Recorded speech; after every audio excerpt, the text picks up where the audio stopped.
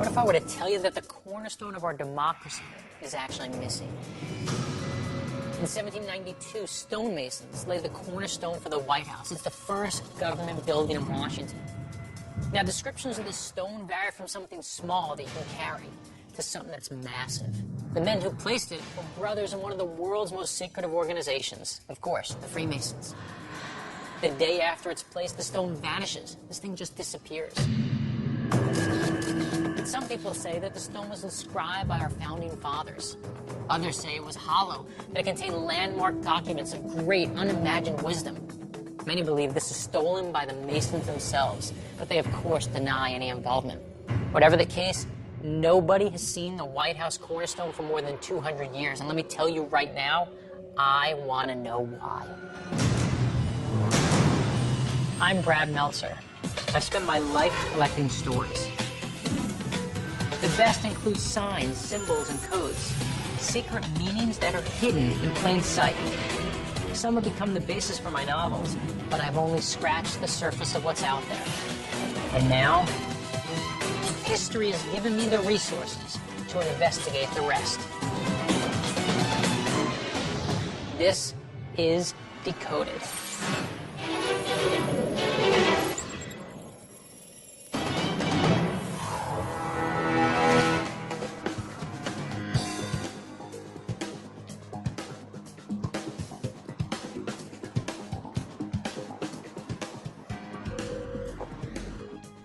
White House. Hey, Brad. Listen, we got your message, and we're on our way to the White House, man. No one knows where the first piece of the White House is to this day. And when you tell me that the very first piece of the White House is missing, I want to know where it went. Well, Brad, when you say missing, what do you mean? Maybe it's that it's in a different place than we thought. It could be that someone took it. Some people say that it's hollow and it contains something special. You know, when the Masons get involved, the tales get larger and larger. We have the tools and we got to use it. We got to find it. So, no pressure. Team, find the cornerstone. Okay. The White House might be the most famous home in the world, but the Secret Service is very protective of the exact floor plan, so decoding it, of course, fascinates me. When President John Adams first moved in 1800, it was the biggest home in America, 28,000 square feet. Today, the black burn marks still exist. You can see them on the basement's original sandstone structure, from where the British set fire to the White House in 1814. Originally, it was known as the President's Palace or the Executive Mansion, but it was Teddy Roosevelt who embossed stationery with the term White House on it in 1901, unintentionally renaming the building from Martha Washington's childhood home in Virginia. While heavily guarded now, up until the Truman administration, you could actually drive under the north portico in your car and put up the top on your convertible during a rainstorm.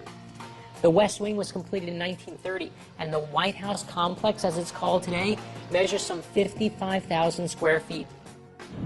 Double its original size. It's got a bowling alley, jogging track, movie theater, its very own flower shop. But here's the best secret. When you're walking through the ground floor corridor, you'll see two statues. Make a turn between those. You'll be in a small room with chairs stacked in the ceiling. That's where they store the chairs for the state dinner. But when you go out the other side of that room, head down the narrow corridor. When you hit the dead end, make a right-hand turn, you'll see a steel door.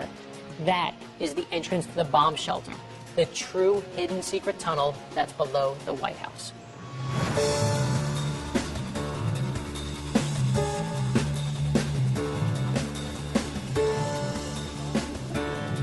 This is the first piece of the White House we're talking about. It's the first piece of our democracy, and it's missing. Powerful people have searched for the cornerstone. Nobody knows where this thing is. That, to me, is the definition of a good mystery. Where do you think it would have originally been? The Masons typically lay them in the northeast corner. So here's the northeast side. I don't even know really what a cornerstone is, or how big were they, how heavy were they? If you get me material and size, I can calculate how heavy it is. Okay. How do you do that? Is that like a mathematical? Yeah, it's just density and size. But it's going to be around, I don't know, 150 pounds. My favorite thing about McKinley is that as a mechanical engineer, she needs everything to be proven using math or science. She doesn't make guesses, she finds facts, and we need that. And here, her dad was a mason. So she knows something about how they work too. Here's what's intriguing me. Brad said that the answer lies with the Masons. I think they're behind this because with all these secrets they have, maybe they think there's some kind of power they get from stealing the White House cornerstone. I mean, it's distinctly possible that they're the ones that are behind this. Honestly, I'm kind of disappointed that you would go there. Why would you just go with the Masons, like every other conspiracy theorist? You haven't even met them. Let's see what they look like. I'm really interested to see. You know what? They're not going to have horns coming out of their hair, because my dad didn't. He was a Mason. I still think they've got the information. They hold the key to this. Scott's a former prosecutor. You know what that means? It means he's lied to every day. No one tells him the truth. So Scott's a skeptic by nature. He questions everything, but he always follows the evidence. Okay, I'm on the cornerstone. What is it? What was it for? I've got to hit the Library of Congress. There's got to be some documentary historical evidence of what happened from the moment it was laid there all the way to the last time anyone knows anything about it. What I like about Buddy is that he asks the questions that I would ask. And he has this uncanny ability to use that charm to get people to talk to him. And with everything going on with the cornerstone, this is going to be essential for us. Okay, we need to find out who's looked for this thing. What did they find? What didn't they find? I'm going to do it for you. Great. Yes. Okay, are you guys, by the Prove to way, you what I'm saying. are you guys good? I think we're good. We're good for now. I'm right. keeping an open If he mind. keeps talking crazy, we're not Keeping going an to open mind. Keeping an open mind. Well, let's do it. So now it's time to divide and conquer to make sure we cover more territory. Mac and Scott are going to go speak to a guy who's an expert on the White House, and he knows about previous searches there, what might have been found in the past. Very nice to meet you. At the same time, Buddy's going to find out about what cornerstones actually physically are.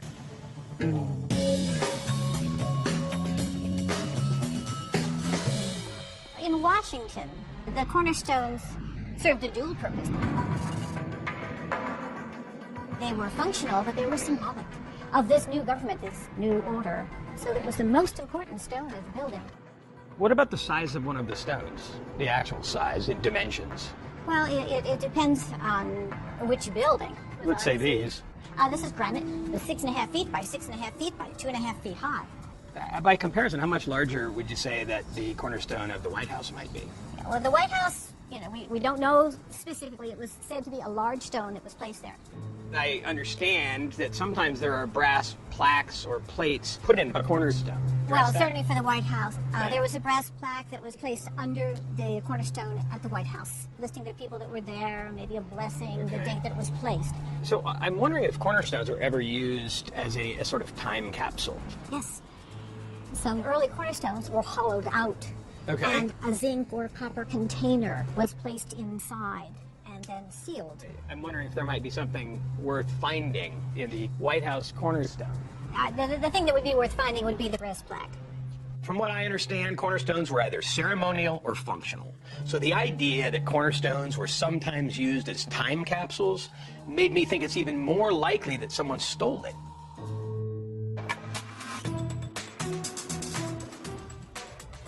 So, Scott, some serious people have looked for this. Yes, presidents have searched for this cornerstone. I think the first search was probably Teddy Roosevelt. They knew the stone was laid masonically, and knowing that Masons always put their cornerstones in the northeast. Of course, they looked in the northeast corner. But what did they find? Nothing. Really? The next search came during Truman's administration, and they decided to take a World War II mine detector to the building. No luck. Couldn't find it either. George Bush Sr. was in office during the bicentennial of the laying of the cornerstone. So, of course, they wanted to find it, but they couldn't. So, They just can't find it. Just can't find it. To this day, it's still a mystery. Were they hiding it in another corner? I think that'd be a great idea. What better way to keep it a secret than put it somewhere contrary to where you normally put your cornerstone? Why do you care about this? In the cornerstone? Yeah. I am a Mason myself. Oh, you're a Mason. Yes, I'm a member of Federal Lodge Number 1, and believe it or not, it was started by James Hoban, who was the architect Yeah. and designer Yeah. of the White House. The Freemasons have spent centuries collecting the most powerful members of our society. 8 signers of the Declaration of Independence were Freemasons, 9 signers of the U.S. Constitution, and 14 times they took the White House. You're telling me 14 presidents are part of the same secret club? I want to know who's in that club. I want to know what they do. Do you think it's there? I want to believe that it's there. Why do you want to believe that? I mean, this is the first stone dedicated for our new capital city.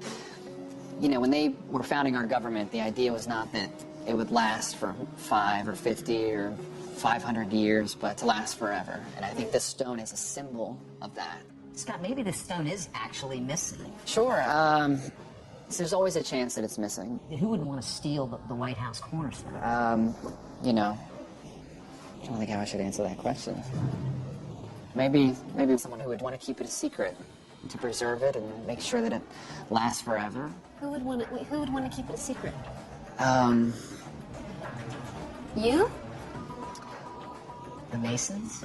I mean, possibly. I mean, obviously the Freemasons are known to preserve the ancient knowledge. You know, whenever cornerstones are laid, it's always in the northeast corner, yet it might not be in that corner. Maybe they laid it somewhere else. This is when it got much more interesting. It certainly made me think the Masons had the opportunity and possibly the motive.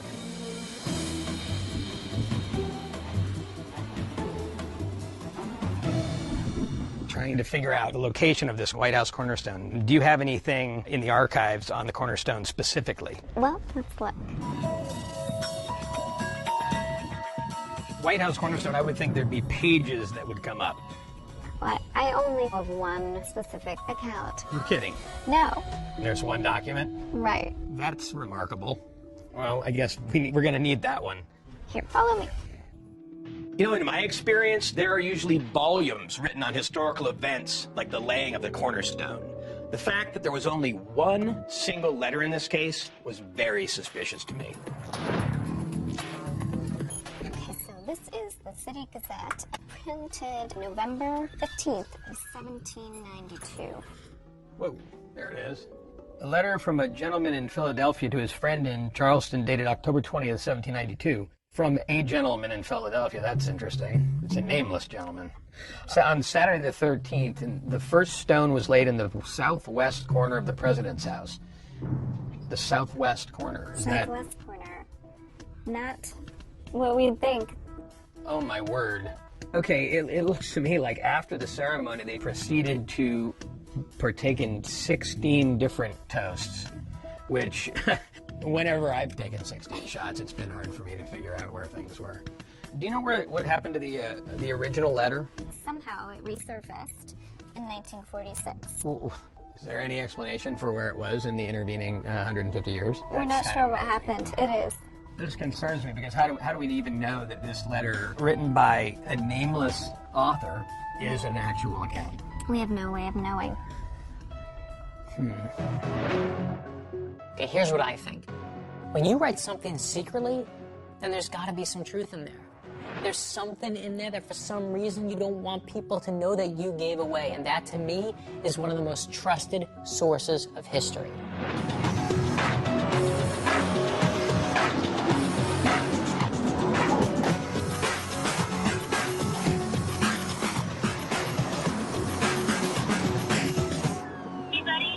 I just got back from the Library of Congress, and it's really, really weird. In the entire Library of Congress, there's one letter that describes the cornerstone ceremony. What do you mean, why? I don't understand it. What did it say? It says that the cornerstone was laid in the southwest corner. Wait, what? Yeah, it says in the southwest corner. And that was intentional. Yeah. Do I know if the Masons stole the cornerstone? Of course not. But I know what it looks like, that the evidence is starting to mount against them. The Masons placed the cornerstone in a strange location, and then they barely speak about it or write about it for more than 200 years. Several presidents, including Harry Truman, a 33rd degree Mason himself, have looked for it, and nobody's been able to find this thing. What we need to find out now is if the Masons have a reason to lie. Why would they steal the cornerstone? Why would they hide it? And if so, what is that motive?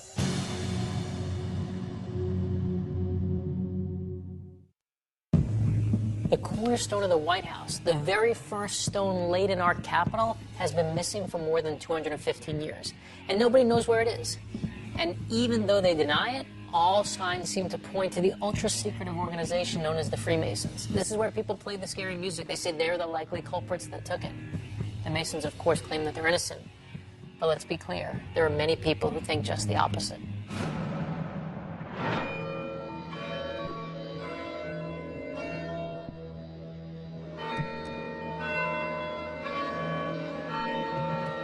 I do take a critical view of Masonry, definitely.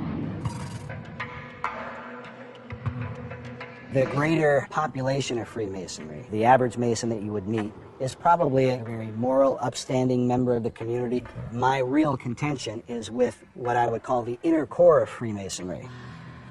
This handful of elite adepts called the inner circle or inner cabal, and the inner doctrines of Masonry that they intentionally hide from the low-level Masons who haven't progressed as far in the craft. What are they hiding? Their ultimate agenda, which is the New World Order. This inner circle, this inner cabal, want to ultimately rule the world.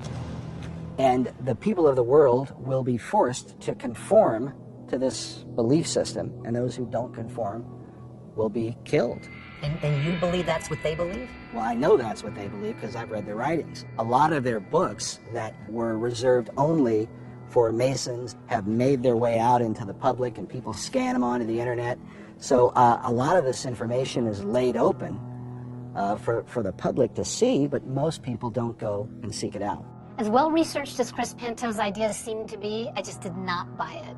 I found it hard to believe that my dad was mixed up with guys bent on world domination. Do you think it's possible then, based on everything you've told us, that the Masons could have been responsible for the disappearance of the White House cornerstone? Well, certainly. If there was something inside the White House cornerstone, those who are involved would see the cornerstone as possibly some kind of talisman of power, if you will. How far do you think the inner circle are willing to go to maintain their secrets?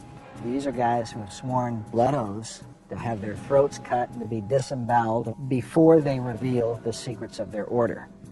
And Freemasonry has a record of so carefully guarding their secrets that they've even been willing to kill people to protect them. Really? Oh, yeah.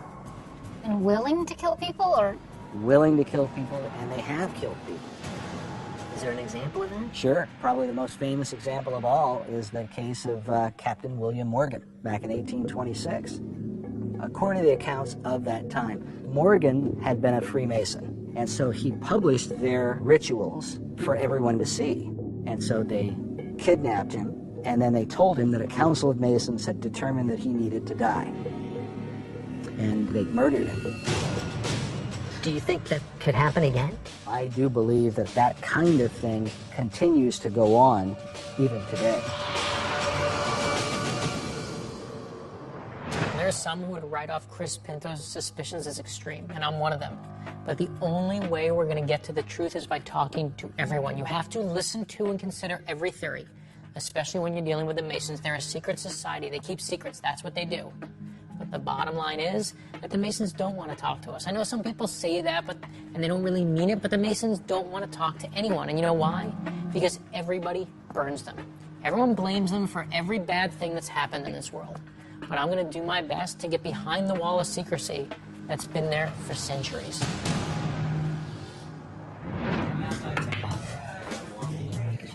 All right. Oh. I gotta hear about Mr. Pinto. What was this guy about? Well, the most interesting thing to me is that there is a sane, intelligent, well-researched guy sitting there completely sincerely telling us that the Masons are murdered, there's a new world order coming. I didn't think he said anything that was truly credible. Oh, dear. Well, if this organization believes this, and they're responsible for laying the White House cornerstone, The organization doesn't believe absolutely that. could be responsible for its disappearance. They put it there. Yeah, and then they take it away so they can get it. They put it there and later came and got it? I'm not saying I was convinced. I'm just saying that some of the stuff that he's talking about an inner circle and an outer circle, I thought made some sense. I really did. Scott, when the guys at the airport come up and start giving out pamphlets and converting people, Scott's the first guy they go to. No, that's not true at all. Listen, I knew McKinley was having a great time busting my chops, but I knew as an attorney that we needed to listen to what everybody had to say before I drew a conclusion. I mean, if we discounted what people like Chris Pinto had to say just because we disagree with them, then we might have missed something really important.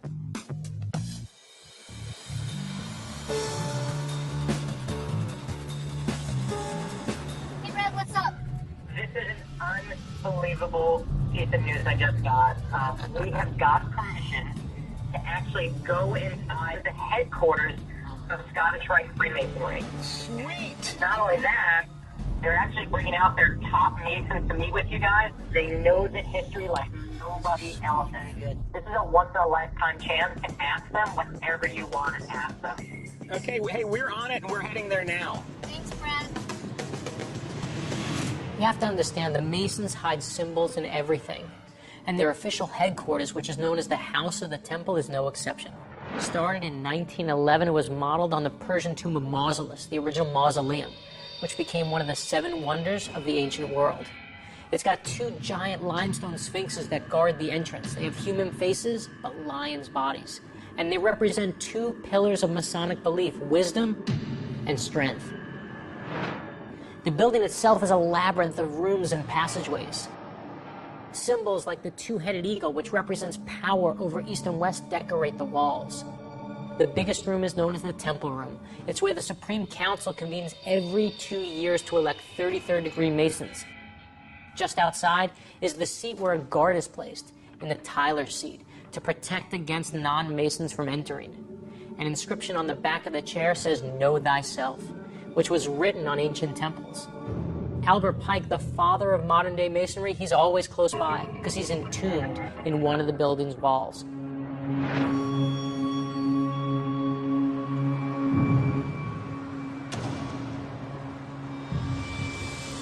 Wow, I'm psyched to be here. It's amazing. Look at this thing.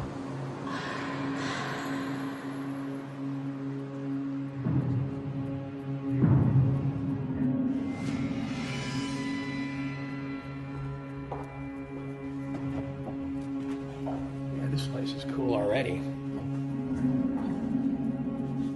Look at all the Masons in this space program.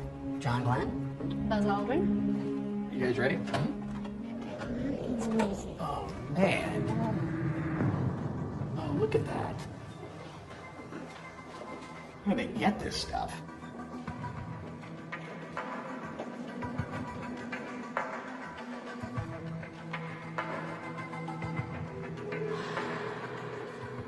Signatures of some of the Supreme Court justices of the United States who were Masons.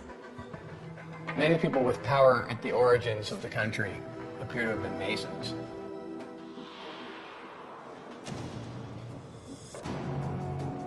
This is President Truman's. Stone from the wall of the White House. It's got Masonic symbols on it. Can you see it? It actually has a compass and a square. Taken from the walls, doesn't really say Right where. now it doesn't. Wait, is this a piece of the cornerstone? I had to call in every favor I could, but I managed to get Buddy, Mac, and Scott inside the House of the Temple. This is Freemason headquarters in Washington, D.C. And Mac just found some that she thinks might be a piece of the actual White House cornerstone. We have no idea what it is yet, but let me tell you, when it comes to the Masons, it will always be a good story. Unbelievable. Stone from the wall of the White House. I'm really intrigued that there's a picture of a cornerstone laying and there's an actual stone right under it. And you know, these are smart guys. They everything's done for a purpose. Maybe that's a piece of the cornerstone. It's right here. Hi, I'm Art Cavoyas. This piece of stone here is interesting It is. to us. That is actually not the stone. It is a stone. It's one of the stones that President Truman sent to the various Masonic Grand Lodges throughout the country during the White House reconstruction. What was unique about them is that they had these Mason marks. Traditionally, Masons would put a symbol on the stone that identified them as the craftsman. Why don't we continue the conversation? Have you been up to the temple room? We have not. Why don't we go up there? I intended to meet Brent Morris. All I think we can find him up here. Okay. All right. Thanks a lot.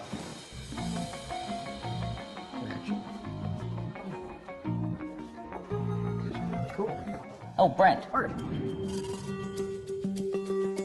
You're the man I need to see. I'm here. Come on up to the library. Appreciate it. So noticing all this Egyptian symbols and statues and pictures, what's that about? Well, Freemasonry is an eclectic organization, so we've borrowed symbols from all sorts of cultures. Look at these, Scott. crazy. It's like a serpent with an Egyptian goddess face or something. It was amazing to me that Masonic symbols like pyramids and triangles and all-seeing eyes were everywhere, especially in Washington. And these held very special meanings to the Masons who designed and built the city.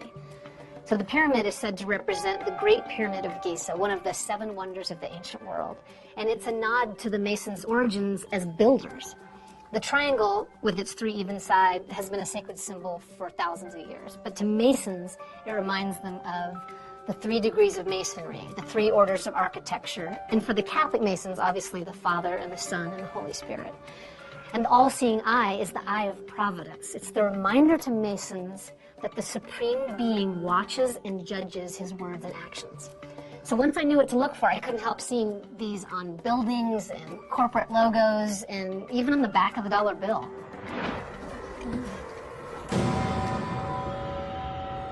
Oh my God. This is the temple room.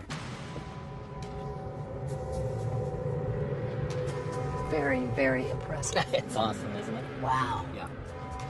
Inner circles and outer circles. I'm not seeing any of that here. Are you a member of the inner circle or the outer circle? Well, Freemasonry has 33 degrees. You know, I wish I knew the powers that I had being a member of this, because when I received the 33rd degree, I found out that I still had to pay for HBO and Cinemax. You know, there was That's gotta be disappointing.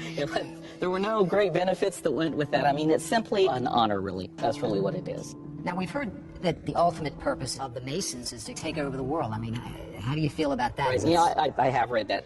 I'm the archivist and historian of the Supreme Council. I have access to all of our most important documents. In my experience, I've never seen the kind of lunacy that I read about on the internet. But there's some that believe that cornerstones have some sort of magical power. You mean like supernatural power? Well, I guess. I mean, you have a cornerstone here, right? All buildings have a cornerstone. But in Freemasonry, we see ourselves as a temple in the making. What we want to do is improve and ennoble our character. And what Freemasonry does is teach you to become a better person in society. But not to take over the world. No, not to take over the world. I wonder if you could talk a little bit about the cornerstone ceremony at the White House. Sure. The stone is being put in before the building's erected. They dug a foundation. It is lowered into place ceremonially. It's instead of just picking it up and chunking it in the corner. So it's probably below grade. No one can see it. And how big is the stone we're talking about here? Couple of feet deep, 3 or 4 feet wide, 5 or 6. You want a large, substantial stone. In the museum, we saw a stone that was part of the Truman renovation. Yes. And Truman is a high-ranking Mason. Truman was Grand Master of Masons in Missouri. Oh, there's some fascinating photographs when the renovation was going on of the gutted White House with bulldozers inside moving soil and scaffolding. Amazing. I would love to see some of those images if I could. Our library is open to you. Our library is open to any research. Come on and I'll show you. So why do you think people pick on the Masons? I think that people need somebody to blame for the tragedies that we see in life. And because Freemasonry's been around a long time, we got to be the bad guys. Well, Arturo, isn't it in part because of the secrecy? Why, again, does everything have to be secret? Sharing secrets or sharing confidences builds stronger relationships. You know that there's someone that has made a promise that he won't betray you or his fellow Masons. But what happens if somebody does? What do you have to say about the Captain Morgan affair? I mean, wasn't somebody killed because they gave the Mason secrets away? Possibly so. William Morgan never really became a Mason, as best we can tell. He had tricked his way into a Masonic lodge in upstate New York, and there were 6 people, I think, who served time in prison. I personally think that these guys were taken over by their zeal. You know, it wasn't sanctioned by Freemasonry anyway. These were a group of people that did something stupid. Who happened to be Masons. Who happened to be Masons. That's right.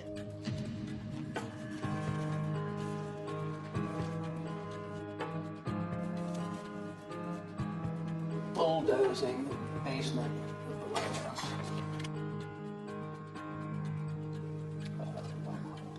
Harry Truman rips apart the walls of the White House. The guy tears everything apart. They bring in minesweepers. They bring in different things to find it. This little beep, beep, beep goes off, and then he says, yeah, you know what, forget about it. Let's not look here anymore. Wait, go back. What do you mean don't look here? I want to know what's there. I want to know where it is, if it's in there. I want to know what's in it. I want to know if George Washington's frozen head is inside. Tell me what's inside this thing. And that's a good mystery. And I want to know the answer. Hey, Got something good, huh? this is really good. Well, just check this out. These are the Truman renovations of the White House. This is the White House? And It's completely gutted. look how deep down into the foundation of the White House they are, right? Amazing. Minesweep goes through, and they get a ping. It looks to me like Truman found the cornerstone, and Truman stops the renovation. We're inside Freemason headquarters and we're searching for the missing cornerstone of the White House. Now, do I know that the cornerstone was stolen for sure? No. Can I say for sure that the Masons are the ones who took it? Absolutely not.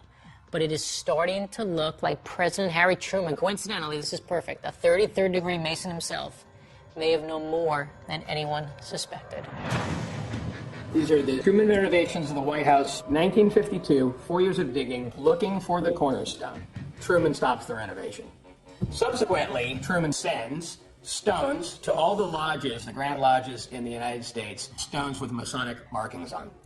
I think something was found. Guys, I don't want to, blow holes in your theory, but I got to blow holes in the theory. There's no evidence, there's no records that we have that shows that Truman found it. Yes, he was a 33rd degree Mason, but I don't believe that they found the cornerstone. What I think that those stones that he found were simply stones with Mason's marks on them, and that he shared the stones with the members of the Grand Lodge as he gave one to us. I really don't believe that this is the cornerstone. What would he do with it if he found it? Had he discovered it, I imagine he would have made a big to-do about it. There would have been some kind of fanfare. If you believe the anti-Mason sentiment, this cornerstone and all cornerstones had some sort of empowerment of the building, and if they took it upon themselves, they could have empowerment for themselves. How do we know? You're telling us one thing. This might be telling us something else. Well, I mean, people are going to believe what they want to believe, but I don't believe that a piece of rock has some kind of magical powers about it. This was a stone that had ceremonial significance. It was the foundation of this building, and I just cannot believe that the president, Mason or otherwise, would have concealed something like this. Brent, we're talking about Truman. Buddy suggests that Truman concealed the fact that he discovered the stone. Why would you want to do that and not advertise it to the world that you found it? You wouldn't want to brag about it. But if your organization is sworn to secrecy, you take an oath of secrecy, right? You're not going to tell us. Brent and I will both admit that we've taken degrees in masonry that have information that we can't share, but that's not one of them. I mean, I'm sorry, guys, I just don't buy it. When we're upstairs, we had the discussion about the Morgan affair. If I'm going to admit to a Masonic murder, per se, don't you think I'd tell you about some rock? I mean, we'd be happy to pull it out and parade it. Where would you go? To find the cornerstone of the White House? What happened to it? What's It's probably still down in the basement, underneath many feet of stonework above it supporting the White House. But you know, that's not the only cornerstone that's missing. What other cornerstone is missing? That's the Capitol. They don't know where it is. You're killing me. Really? George Washington presided over the ceremony as a Mason. And they can't find that one either. Can't find that one either. Back for the bicentennial in 1992, Jackson Polk was a television producer doing independent research, frantically looking for the lost cornerstone. Okay. All right. I didn't believe them. Those guys don't look like they're hiding anything. After the pictures, I thought I had it, and then I started to come around to their arguments. Their arguments are ironclad, this problem. As an attorney, when you talk to those two guys, did you get a sense of these guys are telling the truth, or did you get a sense of like, I don't know? Well, here's exactly what I thought. They came across as very believable, and I wanted to believe them, I wanted to trust them, but I still got the feeling that we weren't hearing it all. Look at all the memorabilia in there. I mean, they saved these things. They showed them off. They're proud of being Masons. They're proud of what these stones represent. If they found them, they might be the ones who wanted to advertise them. So now, not only do we find out that the White House cornerstone is missing, but now the Capitol cornerstone is missing too? That's crazy to me. And the only way we're going to find an answer is we're going to find out what's the connection between these two.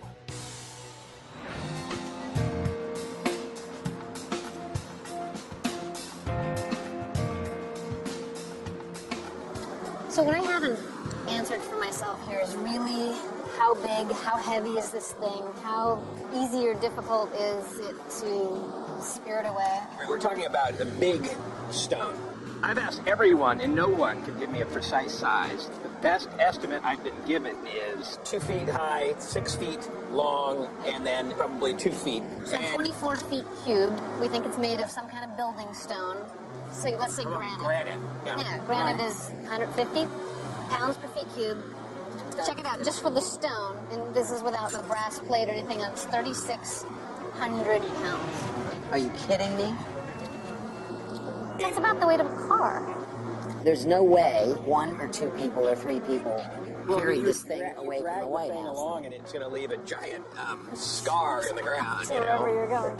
There's no way that it has And see, that's what I'm saying. Evidence is starting to mount based on the size of this thing and the weight of it that it didn't move off the White House grounds. It's going to be like, how do you take that away with no one noticing? But then it's still there, and where is it, and why can't we find it?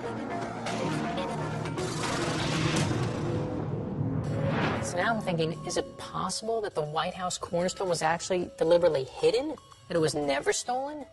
That actually makes sense to me. Think about it. America was a brand new country. We just defeated the most powerful military the world had ever seen. They had to be counting the days until the British returned to take back what was once theirs. So maybe at this exact moment, the bad guys are actually the good guys. Maybe the Masons put the cornerstone where nobody would ever find it, with the brass plaque hidden under the stone. Now, if Buddy can get to the bottom of the Capitol's missing cornerstone, we may finally be able to put this 200-year-old question to rest.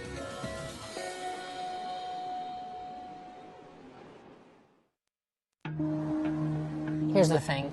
The more we discover about the White House cornerstone, the more it makes sense that the Masons hid the stone rather than stole it. Now, Buddy's about to meet an expert on the missing Capitol cornerstone, and if he can get to the bottom of what happened at the Capitol, it may shed some light on what really happened at the White House.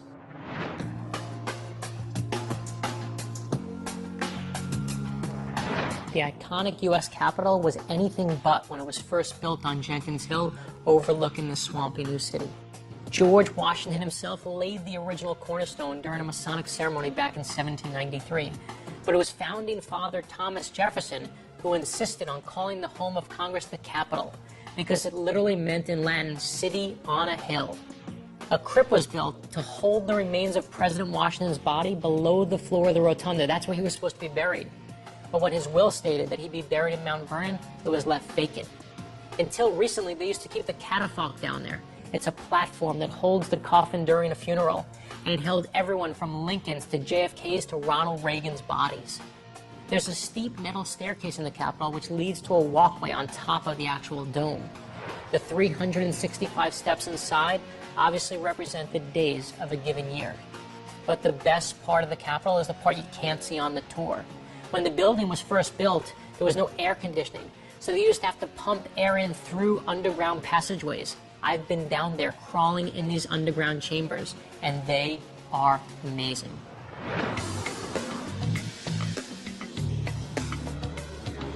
What we're hoping to do is find out about the Capitol cornerstone and then relate it to the White House cornerstone and see if we can draw any conclusions. Capitol cornerstone was the cornerstone of democracy, literally.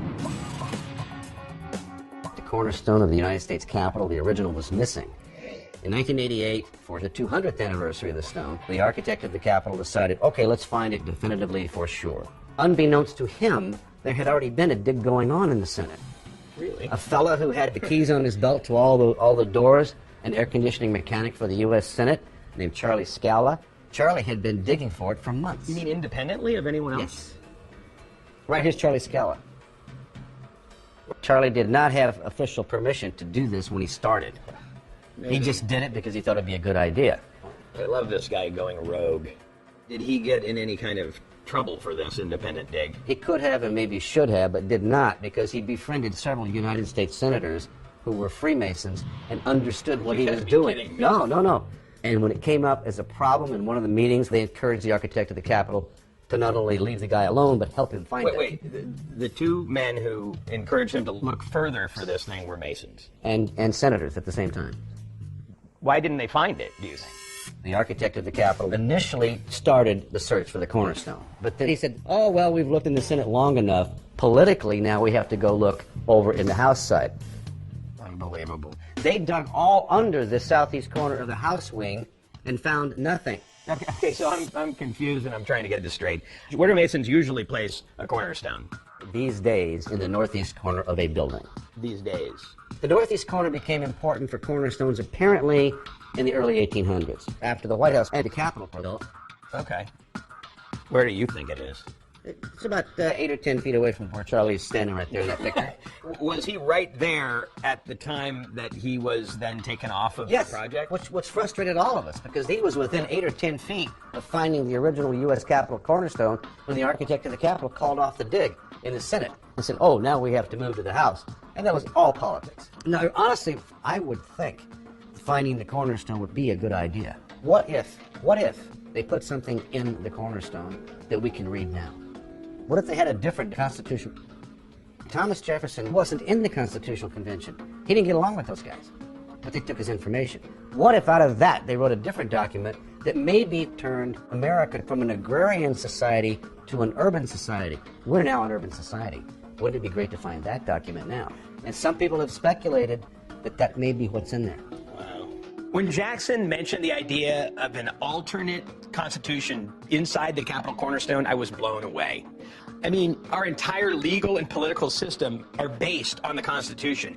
How could we possibly have a more perfect union than the one we have now? But as long as we can't find the Capitol cornerstone, we're never going to know. Do you think that there's any connection between the missing Capitol cornerstone and the missing White House cornerstone? Oh, only that they're missing. I mean, there's no symbolism issue here. Or there's no relationship? Well, no, I don't think it's a Masonic conspiracy of some kind. I think they just freaking lost it. Yeah, I bet.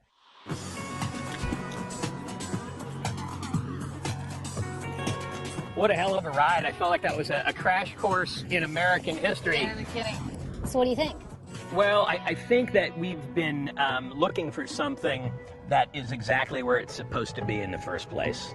I began this quest searching the historical record of the White House cornerstone, and there was so little written about it, I was really suspicious. Then I saw that Washington wasn't even at the laying of the White House cornerstone. He believed that the Capitol cornerstone was a much bigger deal. So yeah, there was a ceremonial Masonic laying of the White House cornerstone, but there was less written about it. And not only that, it turns out that those traditions about where Masons would lay cornerstones in a ceremony didn't happen until after both the White House and the Capitol cornerstones were laid.